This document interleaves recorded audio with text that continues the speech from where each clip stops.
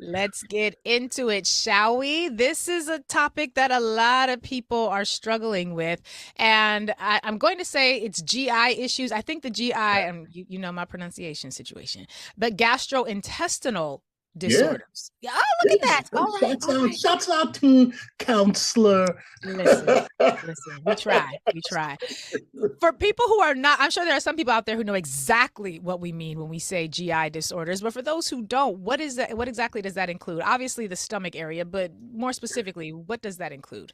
For gastrointestinal disorders, broadly for everyone's use, means things that affect the digestive tract, going all the way from the mouth to the anus, right?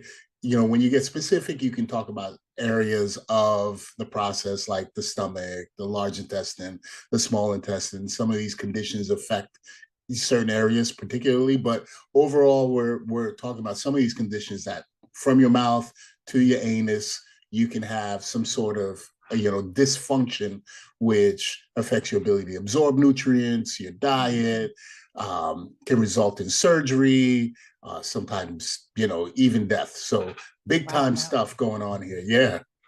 Huh, okay. So when we're talking about these sorts of issues, are there any specific diseases that we are thinking of when we talk about gastrointestinal disorders?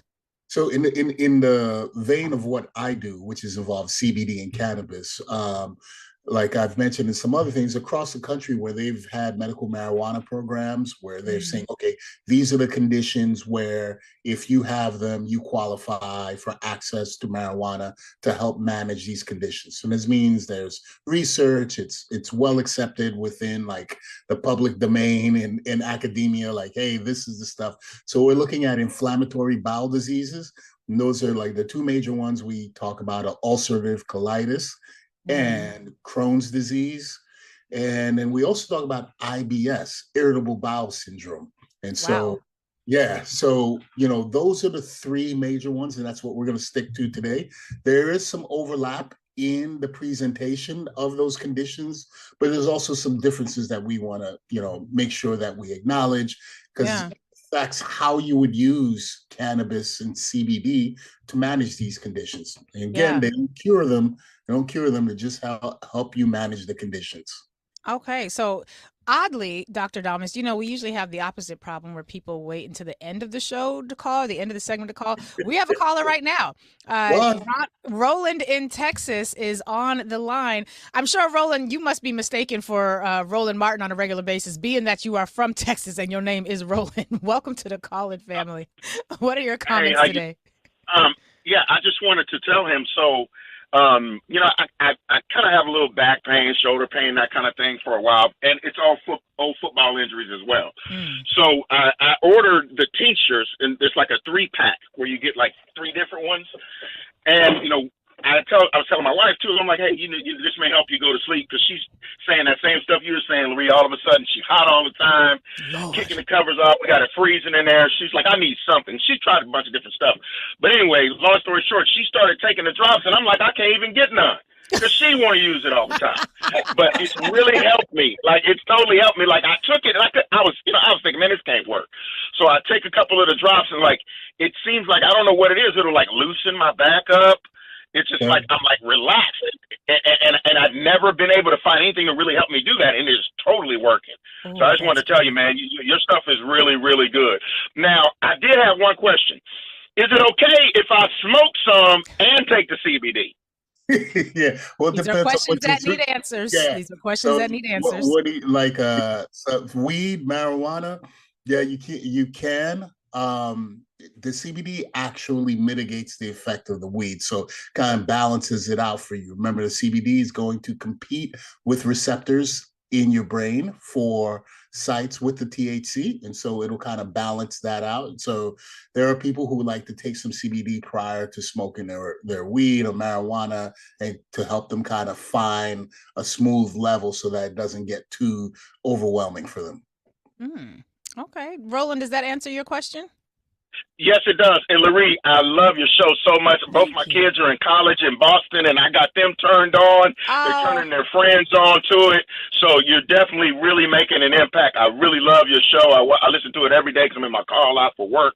But I just want to tell you, you are like, no, what that lady called you yesterday. I don't want to call you that, but you're one of those. thank you, sir. I appreciate that. Yes, only Jennifer Lewis gets to say that. But thank you, Roland, and thank you for being a part of the Call-In family. So, Dr. Damas, there we have it. Clearly, we're onto something here. And I see some folks in the chat talking about GERD as well. Is that also contemplated by this? I'm not sure what GERD is. What is GERD? GERD is reflux, gastroesophageal reflux disease. Now, GERD is a little bit more complicated because it could be a result of a number of things. It could be structural. It could actually just be because of irritation, the kind of diet that you take. So we usually don't look at GERD as something that we treat with CBD and cannabis because of the number of ways that it could actually present and the cause of it. Now, it can have manage some of the pain. So there's like, that heartburn. Heartburn is a great example. That people complain about, get Prilosec, OTC, and it decreases the acid. So CBD cannabis don't decrease stomach acid production like, some of these medications do, but it can help with like at night if you can't sleep because your chest is burning, right? You got this stuff. So it'll help decrease the pain and discomfort from that. It's not going to address the underlying causes of that. So can't fix everything. There's so many things that you do. So it's okay that we can't do this one. I will say I have had many, many years ago, I had an umbilical hernia. And ever since that moment, I would start to get really bad stomach pains. And I honestly thought that they had left an instrument inside after they sewed it up. I told Brian, I was like, something is wrong. And we went to the emergency room. That's how bad it was. And I remember we went to the emergency room twice. And I remember telling the nurse at one point, who came to attend me, I was like, ma'am, this hurts worse than childbirth. And that they did not believe me at all, doctor, because no one believes Black women when we say we're in pain. And she gave me a look. She didn't even try to mask it. She was like, and she was not from the community, but I heard her sucking her teeth. And she was like, and I was like, let me tell you something. I delivered my child with no anesthesia after 22 hours of labor. So don't you tell me I don't know what the fuck I'm talking about. This shit hurts. Come to find out, it was acid reflux. Like, that's what it was. And so, like, they gave me medications and whatnot. My mother from Jamaica was like, let me tell you something. She said, you take some water, you put you 1.5 tablespoons of apple cider vinegar in that and drink it. Or take some aloe. She gave me some internal the stuff from the aloe vera, blended it up. It was not delicious. But when I tell you, both of those things worked amazingly well. So CBD can't do everything, but there are elements of nature that I do think can. So let's get to the things that CBD can help with now that we've taken that trip through Lurie's medical history. Who is being impacted by IBD, by these gastrointestinal diseases? What's the population spread of folks who are dealing with this look like? All right. So like I said, these inflammatory bowel conditions, or they call it IBD, inflammatory bowel disease. The two big ones are ulcerative colitis and Crohn's disease, right? And so what we find is people in more industrialized places like the US, or countries that are moving on up, right?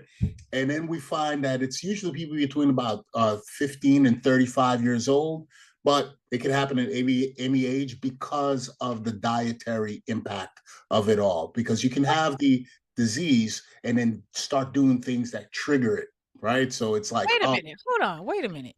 You said industrialized nations. Mm-hmm. What does being industrialized have to do with the condition of our gastrointestinal system? Very important. So this is something that we touch on every once in a while in our conversations, and it's the quality, the type of food, the things that you're putting into your body, and how those things were been produced and prepared for your consumption.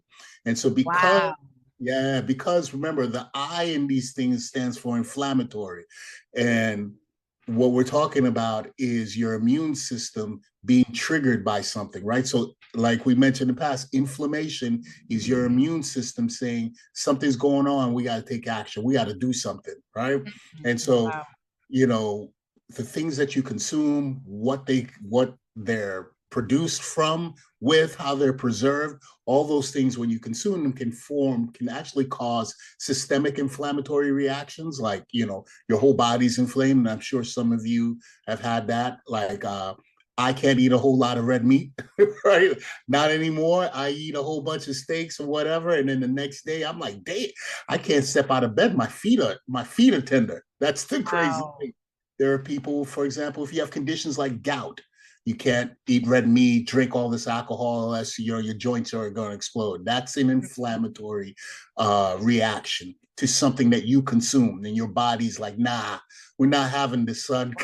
Yeah, it's a wrap on all of that beer and steak. So in industrialized nations, it's prevalent because of how our food production cycle is, right? And so we don't produce a lot of our own foods naturally. They come from far away. They're processed, they're preserved. By the time it gets to us, it's not necessarily nourishing us as well as it should.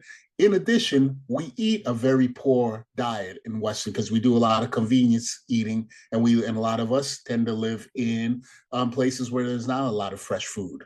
So you mean being in a part of a highly developed nation is killing us? Yeah, capitalism ain't no joke. Yeah, capitalism, it's all sweet. You thought capitalism was sweet. It ain't sweet, girl. I ain't think that, but I ain't think it was this. Damn. Yeah. And so that's like Crohn's. Crohn's tends to affect men a bit more. And when we talk about irritable bowel disease, we switch to a different thing. So irritable bowel disease is not necessarily an inflammatory condition, more of a structural thing. And basically what that means is that some people might say, I have a sensitive stomach. So if you hear somebody say, oh, I can't really eat that, I got a sensitive stomach, right? So, and they haven't had a diagnosis, they're talking about the way that their digestive tract has been functioning. And they'll have alternating bouts of constipation, diarrhea, cramping, bloating. You go through all the tests and everybody's like, there's nothing wrong with your GI tract. And you're like, don't tell me there's nothing wrong with it, because sometimes I'm on the toilet for days. Other times I can't poop. I'm full of gas. There is something going on here.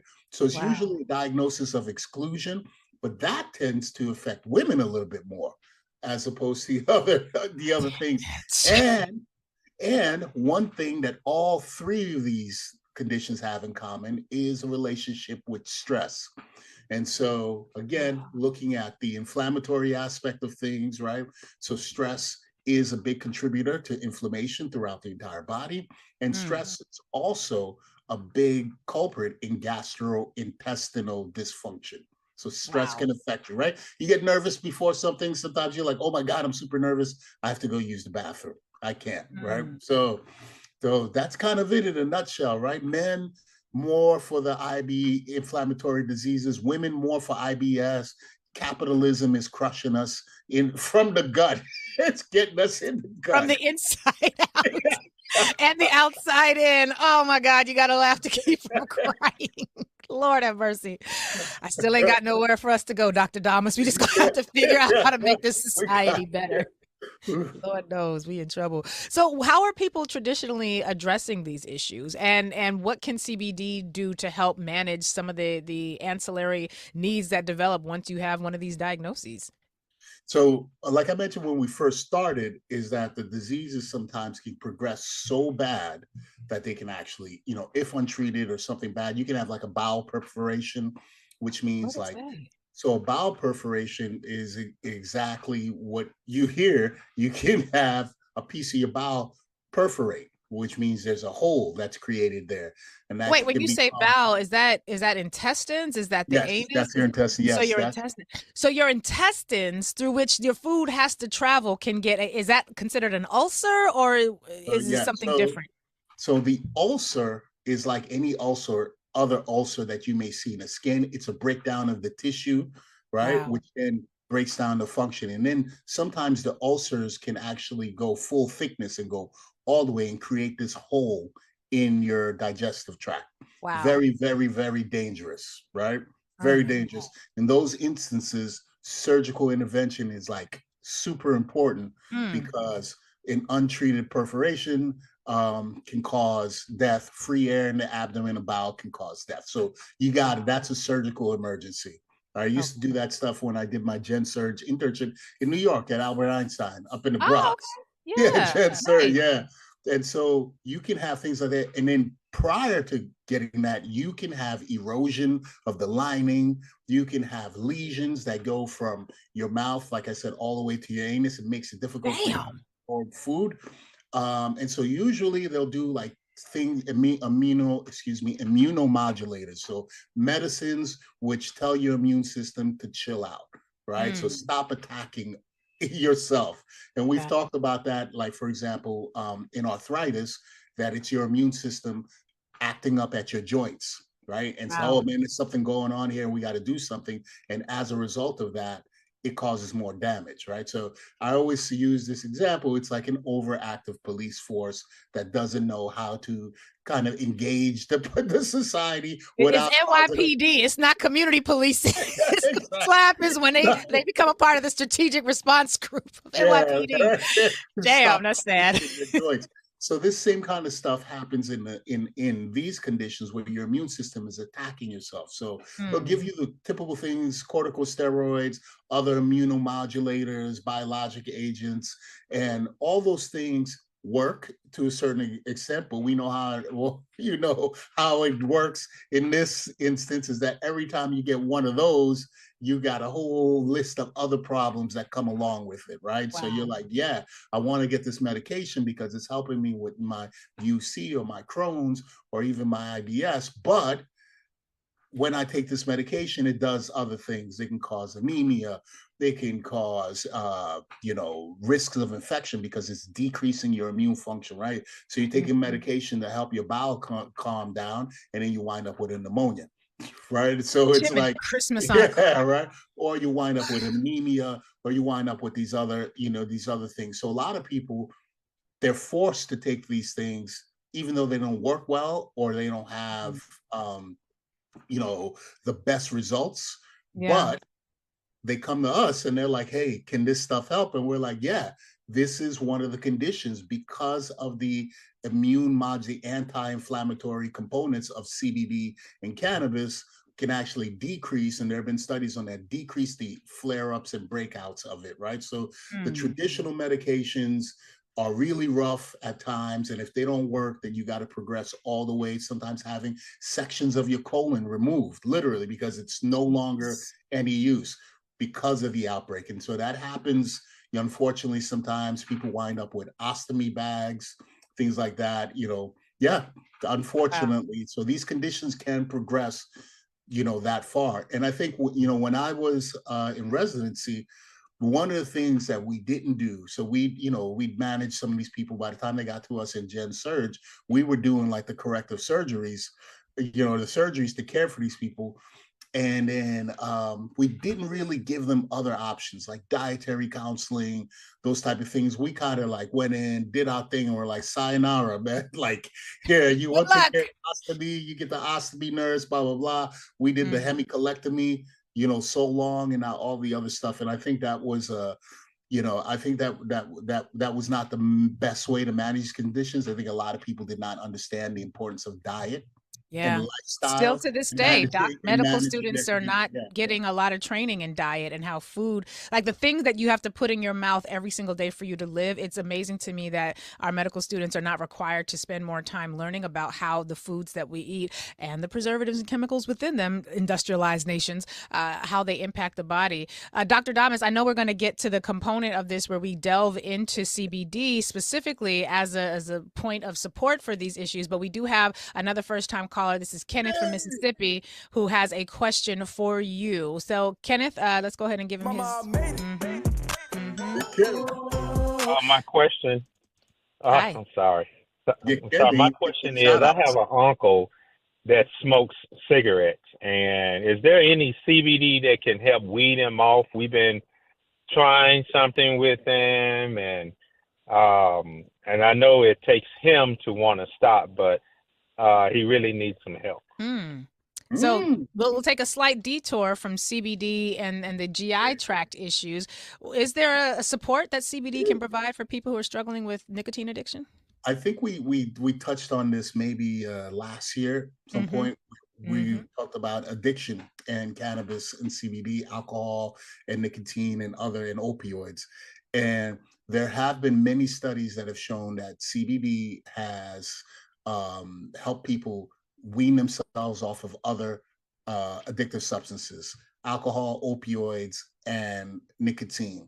And the reason being is because of the dopamine and the serotonin effects of those things, right? So you smoke a cigarette, or you have a drink, or you take your Percocet, whatever, and then it starts releasing these neurotransmitters in your body. And once you get those, depending on how long the distance, the duration of activity. So nicotine those receptors, and this is the reason why people chain smoke, is that those receptors don't stay activated for a long period of time. So you smoke and then you get that feeling, and then those receptors are then upregulated, and they're like, where's that stuff you gave us 15 minutes ago? We want it again, right? And so when you consume CBD and even THC to an extent, some of those receptors are then covered. And so they're not as like, oh, please give it to me again, right? They have something that's like, nah, you don't really need it.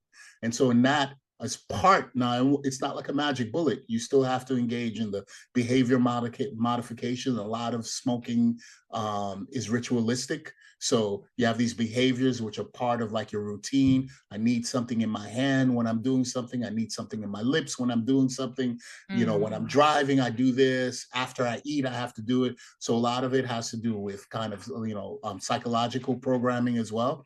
So behavior modification and other things are a big help. The patch works as well. So the nicotine patch helps people kind of wean off, because one of the worst things we know about the risks for lung cancer and esophageal cancer and mouth cancer and all that good stuff. But it's also horrible for women, for your ovaries. It literally fries your ovaries. Ooh. And for men, so because it disrupts your endothelium of your vasculature. So your arteries and veins get all jacked up. And so it causes heart disease. Number one cause of heart disease, cardiovascular disease, abdominal aortic aneurysms. So for men, it'll mess up your reproductive. It's a big component of erectile dysfunction. Cigarettes are one of the worst. They're like one of the worst things. Damn. So yeah, it can help, but it'll be part of like an entire kind of program. All right. Yeah.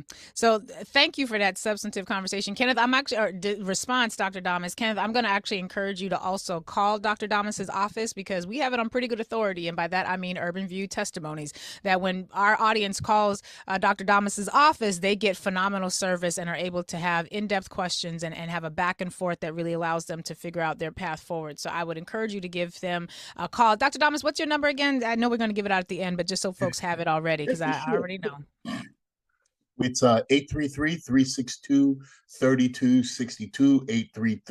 833-362-3262. Hit us up, because your questions actually help us out a lot. Yeah. Guides us, things that we need to investigate, learn, topics that we discuss on the show. Sometimes, right? You can see, like, even during this show, people call with other things, which is right. Like, and so, right. Yeah, hit us up. We're happy to talk to you. And, of course, we're happy to help. So that makes us all. It looked like we had a couple folks who called who were trolling. They dropped. So, Oh, man. I guess they didn't want that. Oh, man. Fires the river. So let's get back to the main issue that we wanted to address today, which was CBD and gastrointestinal maladies. So now that you've explained to us what the traditional American approach, I shouldn't call it traditional, what the American Western approach to GI issues looks like, and the benefits and negatives of that type of protocol, what can CBD do to help support people who are dealing with GI issues? And one thing I believe you said earlier was that because CBD has a calming impact and it can help to reduce inflammation. That seems to me like one of the biggest benefits, but you're the expert. What say you? You hit it right on the head. Big time. We've been doing it. You're like an expert right now too. I pay attention. Let me find out you're coming from my job. Never that, sir. I got too many legal issues to address and advocacy to be trying to do medicine until I become a midwife once I retire from the law. Ooh, we actually have a cannabis midwife that works with us. What? Yeah. Oh, we got to have a conversation about that at some point. Yes. Yeah, doula, yeah. Nice. So we help her guide her patients through their birthing process. So the anti-inflammatory effects is the biggest thing that CBD helps contribute to that, right? So again, using that old police forcing kind of analogy, you have the police force that shows up, they're always on edge, they're always like ready for action, even though there is no action, but they're just hyper vigilant. So every time they see something, ain't no action, they're gonna make action. They're gonna make the action, right? And then as a result, they create more problems because of their overzealous nature. And so what the CBD and the THC does, but mostly CBD in this instance, is because of its potent anti-inflammatory, it calms that police force down. And so now in certain areas, like we mentioned again, like with the arthritic conditions, it's in the joints. In this particular case, IBS and the inflammatory bowel diseases, it's in the gut. And so it decreases the amount of damage or the hyperactivity of your immune system as it pertains to your gut. And so it decreases the flare-ups and the duration of the flare-ups. And that's really important because, again, some of these conditions, like we mentioned, it's in the name, ulcerative, right? So it creates ulcers. And these ulcers, if this lasts for a long time, can eventually wear or erode the lining of the bowel at any point, and that's a major problem for you, right? So if the GI issues are the NYPD, then CBD are the mental health workers that you should have had instead of the yeah, right. That's right. CBD is the violence interrupters that should have been relied upon as opposed to calling the NYPD. So this is what we want is the calming, soothing impact that CBD provides. We don't want the woo of the NYPD. Exactly. And I would say Eric Adams is providing the food. The capitalist Eric Adams. Wait. Okay, let's do a food system. Wait, I don't know. Sidebar. This is a complete separate issue. Have you seen any of the videos from the interview that he did with Olayemi Olorin and the Breakfast Club? I'm not a fan of the Breakfast Club usually, but I'm a huge fan of Olayemi Olorin, and brother, my God. My man was squirming. What's funny is like having been a man that's been in really competitive, so I've been in some spaces where like this is like, if you ain't about that life, don't even come in here. You're like, you don't belong here, right? Like in this room, it's only for the manliest of men. Don't mess around in here, right? You can tell when a man starts to shrink. Like you can look at him and see him feel uncomfortable, and it's like you could see, like, bro, you ain't gonna make it. Right? So in that interview, I could see, if this was another format, I could see the B in him, right? But I ain't gonna see. Let's not say that. I still gotta work in this city. Yeah, but I could like I was like, yo, she's taking his soul right there, man. And you're finished, bro. You were not ready. You underestimated your opponent. You thought you could not believe. I couldn't believe the interview actually happened because she has such a history of effectively critique. And we're working to get her on the show. I love her. But she has such a history of very powerfully critiquing the missteps that his administration has made. I couldn't believe they actually did it. He sat down and had the conversation. Yeah, she's well prepared too. That's the other thing. You come in and you think you're just gonna like smile and kind of brush. So his kind of thing was very dismissive when it started, like he thought. And then when she went in on him, you can see him trying to be like I swore at one point, and I could see in his face that he wanted to say, "Take it easy, toots." But he like you know what I'm saying, like something very dismissive, like, "Hey, what's going on here?" Right? And then as she went in, I could see him like squirm. And I was like, man, you're finished, bro. You're finished right now. You're finished. Anybody watching this just saw you gotta get destroyed. So then maybe a better analogy is that CBD is the Olayemi Olorin to That's right. CBD is the defender of the people that we need to help with our GI issue. Holy crap! Wait. Hervé Damas, it's 11:53. We're at the end of the show. Look at it. This is what detours do. I should have saved this for after the show conversation. All right, so give us just a minute or two more of what CBD can do to calm down the gastrointestinal system. So what we want to do, when we work with our patients, someone called earlier about smoking. So we don't, because when you're dealing with chronic conditions, you want medicines that stay in your body longer periods of time. So we like oral things. It's an oil, so it's not going to inflame the bowel if you take it, right? So as opposed to smoking, again, you can smoke, but it's not really, our like major thing. We like people to take capsules, oils.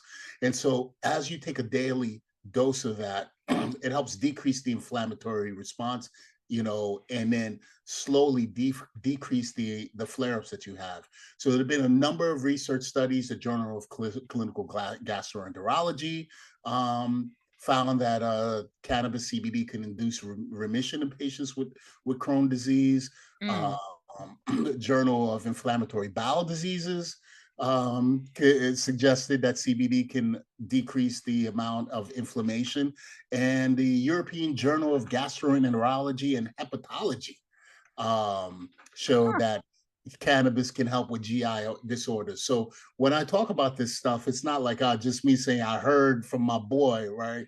There's clinical research that has shown that this kind of stuff, these compounds actually help. And the thing that it all goes back to is the inflammation. And so decreasing the inflammation will help you decrease the discomfort. And then when it comes to irritable bowel, the stress, right? The stress is a big part of that. And so the CBD, when we talked about anxiety, et cetera, the CBD is a big part of decreasing the stress. All right. I like this a lot. We have more calls, but we're not going to have time to get to them. Amina, what's happening with number 10? Is that a thing? Okay. So we quickly, Dr. Damas, we have somebody who wants to know if you ever have done work with animals. They have a service animal. Have you ever done any work in terms of CBD with animals? Or better yet, I'm going to have them call your office so that because we at the end, and I made a commitment to the team, I would stop taking calls at the very last minute and then trying to have a decent end to the show. So to the caller who wants to know, Susan, you want to know about the service animal, I'm going to ask that you call Dr. Damas. Same thing with Michelle. We're at the end of the show today. But Dr. Damas, as usual, you are here to help us get the insight that we need. And I have it on good authority. You will also be part of our our cannabis town hall that's taking place later this month. So right. In person, live and in person. And on his best behavior will be Dr. The crowd better Damas. be live. The crowd, listen, just don't be having me squirming in my... I will not give you the Ola Yemi Olorin treatment. Listen, I will tell you right now, I'm too cool for that. First of all, I am way too cool, way too well prepared, way too thorough to come into a situation and get myself broken down. Hemmed up on the ropes in life.